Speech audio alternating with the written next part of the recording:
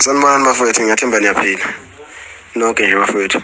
Cha bafowethu, bengicela nje lapho ukuthi nje mhlambe ngicele ukuthi lo mbhemu uthi uMdumazi niyambona uphuphe kanjani. So asikidinga ukuthi lokhu nimvusa nenza ukuthi enakwe. Kungathi khona into special ngaye. Yekelani lo muntu lona ngoba kwaona lama poster abapostayo awabonwa umuntu, uyabona. So yekani lo muntu lo.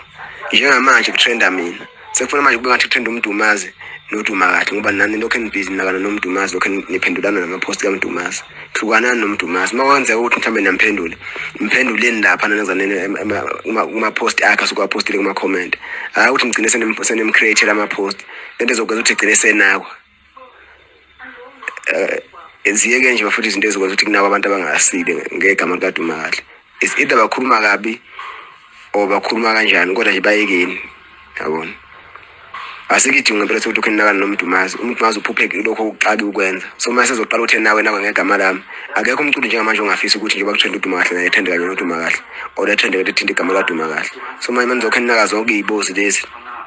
Yekelani nje labantu laba. Nibatshele nabanye nje abalandeli abasemagroupini amanye ama-branches. Angizami ukunilawula kodwa abanye bakhona abantu abafuna ukunaka, khona abantu abangafuni kunako.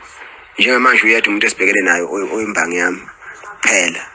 Naye ukufosta kwembangi yami kodwa ngoba sekuzowacaca ukuthi uyimbangi yami akusale sekunakwa yena kuphela. Naye futhi uma egxobeka futhi egxoxe ngolawo ma-comment akhe kungabe ngathi kuphushwa yena lokho create ama-posting ngayo, yabo. So indaba kaMdumazi bafuthi nje iphumani nje impela kuyona. Iphumani nje impela kuyona nje nikhohlwe nje uye.